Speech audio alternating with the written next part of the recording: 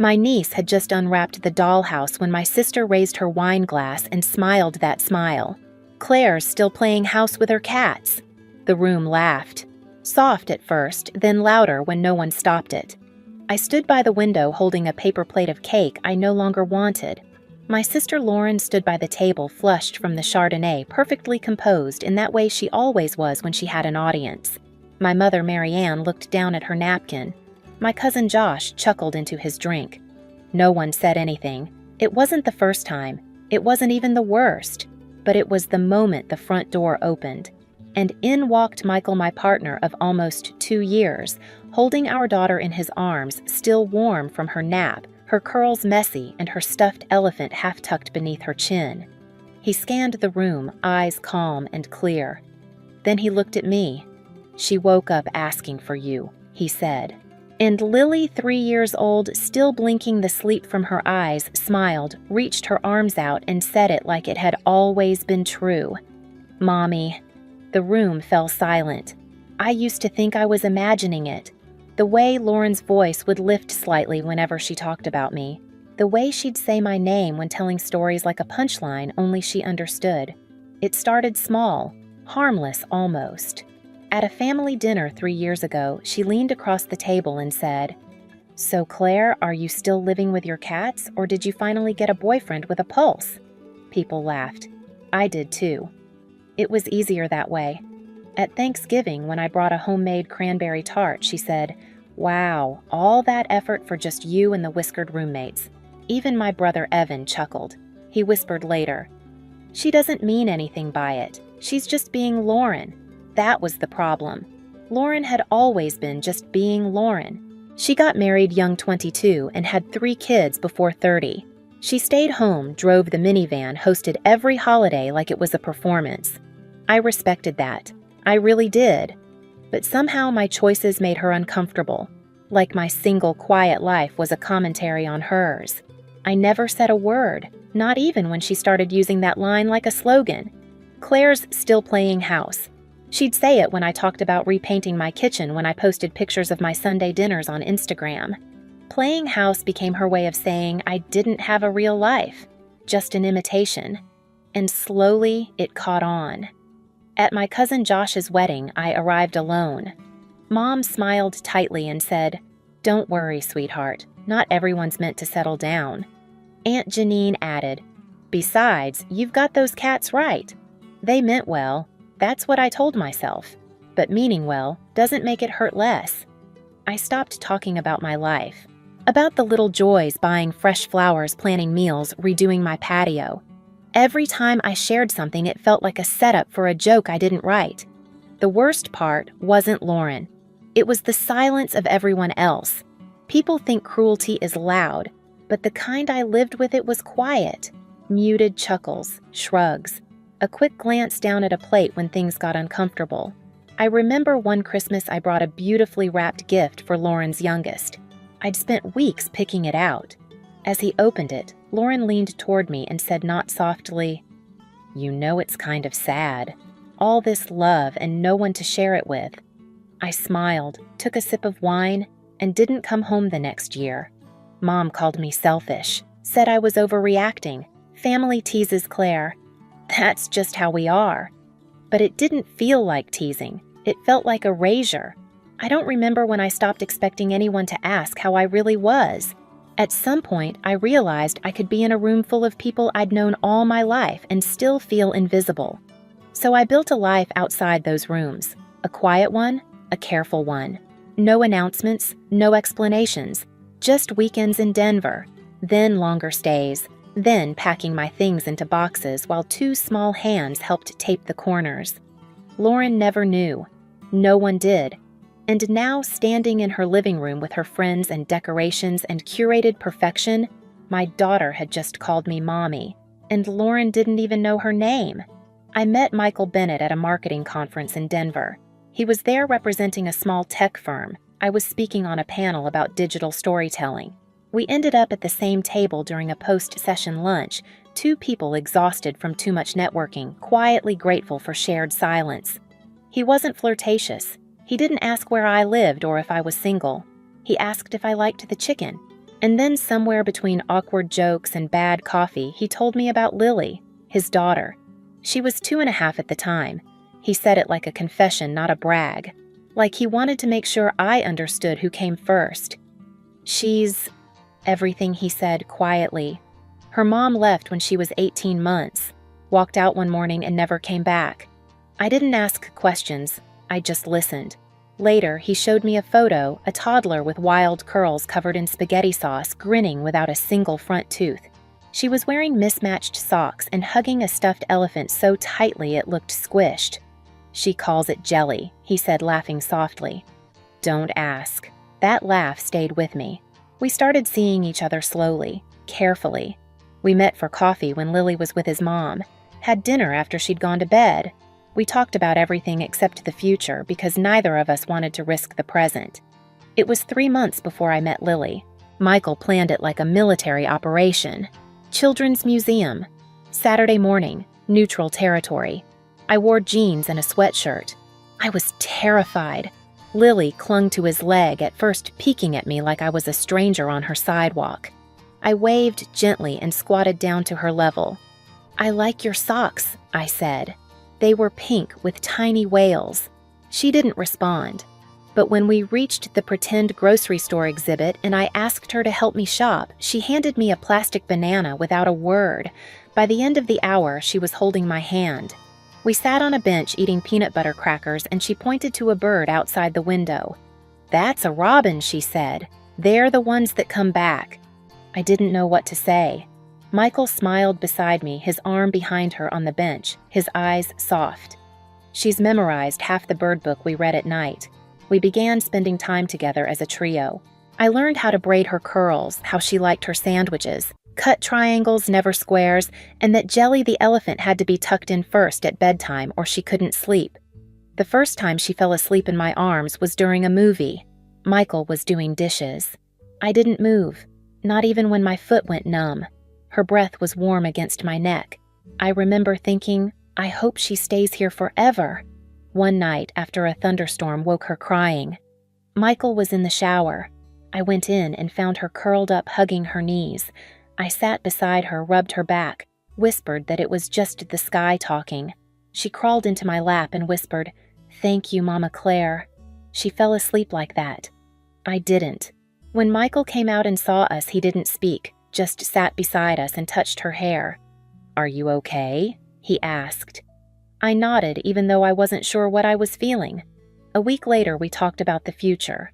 Michael told me Lily's mother had legally relinquished her parental rights. There would be no custody battle, no visits, no interference. If we ever got married, he said, and if you wanted to adopt her, we could make that real. I didn't need time to think. She already feels real to me, I said. It started as Mama Claire. Lily said it one evening as I helped her brush her teeth. "Can Mama Claire read me the bunny book tonight?" Michael paused in the hallway. I looked at him. He looked at me. Neither of us said a word. I didn't correct her. The name stuck. She used it for 2 months. It was hers, not ours. A name she built from her own little logic. And then, one Thursday evening, everything shifted. We were having dinner. Lily was wearing one of Michael's old t-shirts as pajamas, sitting cross-legged at the table, her curls a mess from bath time. She held out the ketchup bottle and said matter-of-factly, "Mommy, can you open this?" I almost didn't hear it. Michael did. He froze. Fork in midair. I looked at her. She wasn't even thinking about it, just eating chicken nuggets and humming to herself like it was the most normal thing in the world. "What did you call me?" I asked gently. She looked up confused. "Mommy," she said again. "You are." She didn't smile when she said it. Didn't check to see if it was okay. She just knew. That night, as I tucked her into bed, I asked one more time. "You're really okay calling me that?" Lily frowned. "Why wouldn't I be?" She touched my small fingers over mine. "You help me with my tangles. You sing the not good songs. You make my toast right. You always know where Jelly is." She paused. "That's what mommies do right." I nodded, not trusting my voice. After she fell asleep, I stood by the doorway watching her chest rise and fall. Michael came up behind me and whispered, "You okay?" I nodded again, but in my chest, something ached, not from pain, from knowing that I had become something I'd never even dared to wish for. She was mine, not through blood, not through ceremony, just through every lunch packed, every nightmare soothed.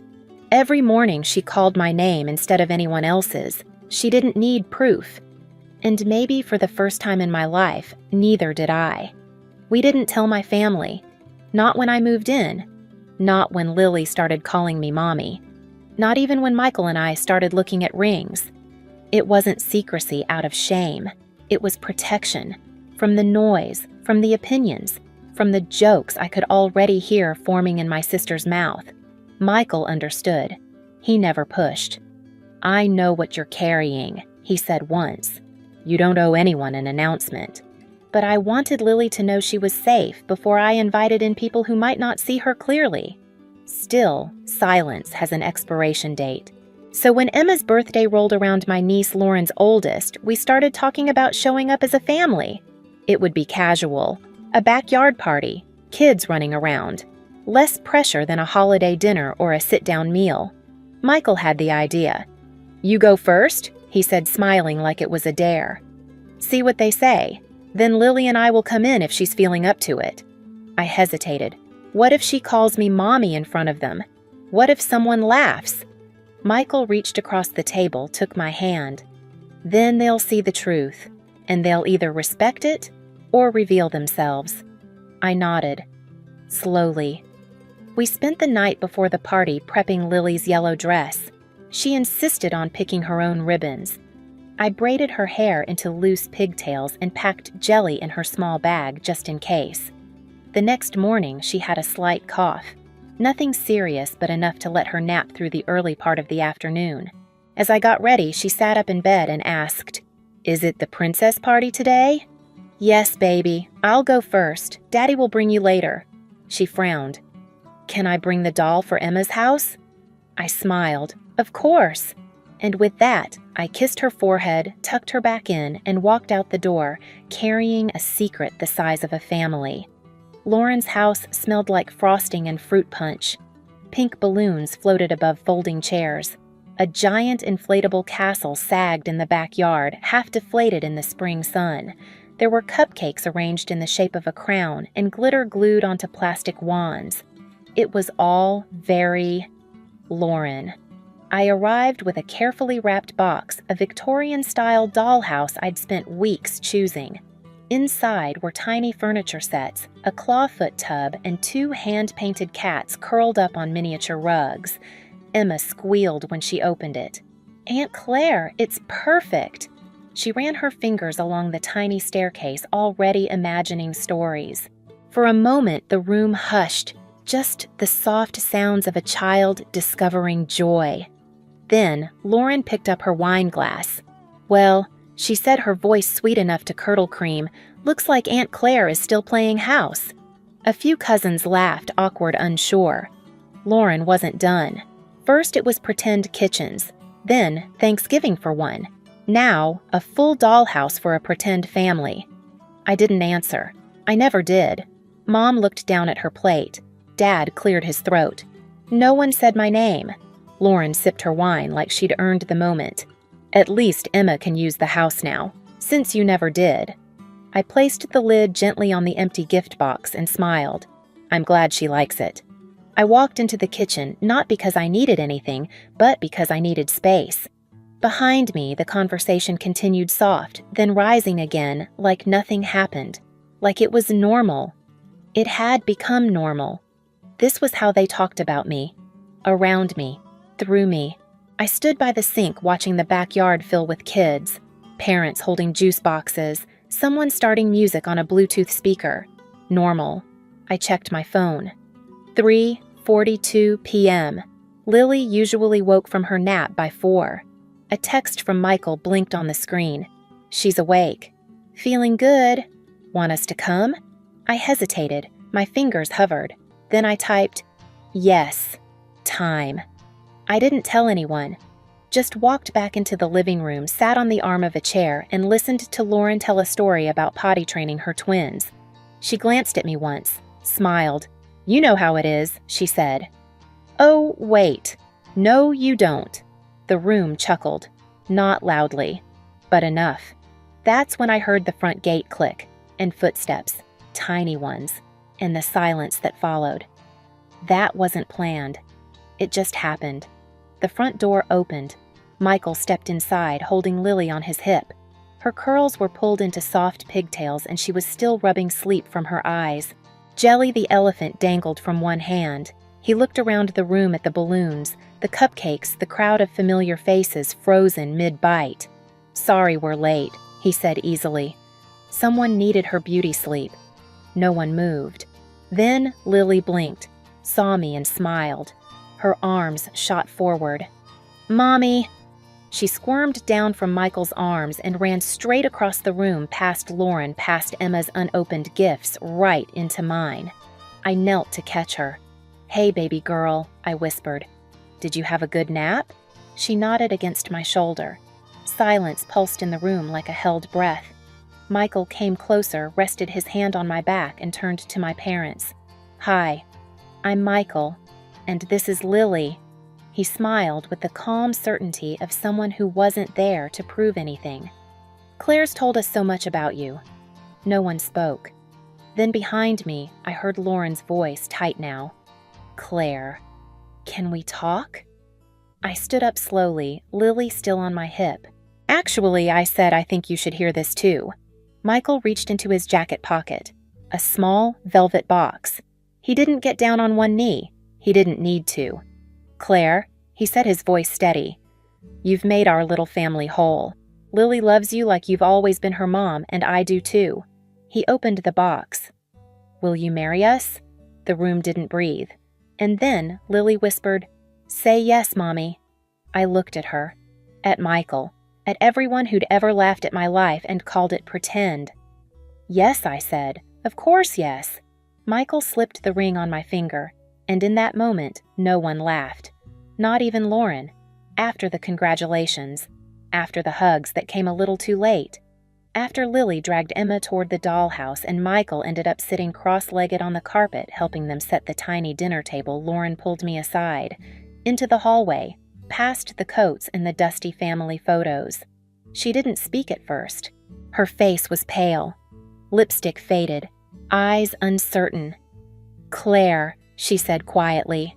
"Why didn't you tell me I looked at her? Would you have listened?" She flinched, then exhaled. "I thought you were alone. I thought you were pretending, like a kid playing dress-up. And I guess that made me feel—" She stopped herself. "Small," I said for her. "Because I didn't choose the same life you did." Lauren nodded. Slowly. "I didn't know how much I was hurting you." I leaned back against the wall. "You didn't need to. You had everyone laughing with you." A long pause. Outside, Lily squealed something about the tiny bathtub, and Michael's low laugh followed. "I'm sorry," Lauren whispered. "Really?" I believed her, but I didn't soften. This isn't about being even or making peace. This is about understanding what's off limits from now on. She looked up. Meaning Lily hears everything, and she's watching. "If you ever make her feel like less than family even once we're done." Lauren swallowed hard, then nodded. "Okay." I turned to go, then stopped. "And Lauren." She glanced up. "You were right. I was playing house. I was learning how to love without conditions, and how to let someone call me mommy because I earned it. So no," I said softly. "We don't go backward. It's been 3 months since the party. Michael and I got married in my parents' backyard under the oak tree I used to climb as a kid. Lily wore a yellow dress and carried our rings in a basket full of petals. She insisted Mr. Jelly be in the pictures. He was. So were Whiskers and Clover, tucked neatly into the corner of one group shot, looking mildly unimpressed. Lily's adoption went through last week. She signed the final paper with a crayon and announced to the room, "Now we all match." She was right. Lauren came to the wedding, quiet, respectful. She brought a book for Lily called Families Are All Different and asked gently if she could start fresh. We said yes. Carefully. Mom teaches Lily how to make pot roast. Dad shows her how to check tire pressure. They don't ask why I never told them sooner. They just show up. And that's enough. Tonight, Lily fell asleep on the couch between us, one hand in mine, the other on Michael's sleeve, jelly tucked beneath her chin. I stood for a long time at the doorway, watching the soft rise and fall of her breath. Michael asked, "You okay?" I nodded. "I'm just thinking," I said, "about all the times they said I was playing house." He smiled, didn't say a word. I reached down and pulled the little blanket higher over Lily's shoulders. The living room was quiet, the lights warm, and behind us on the shelf sat a tiny pink tea set from the dollhouse. I wasn't playing. I was building something real,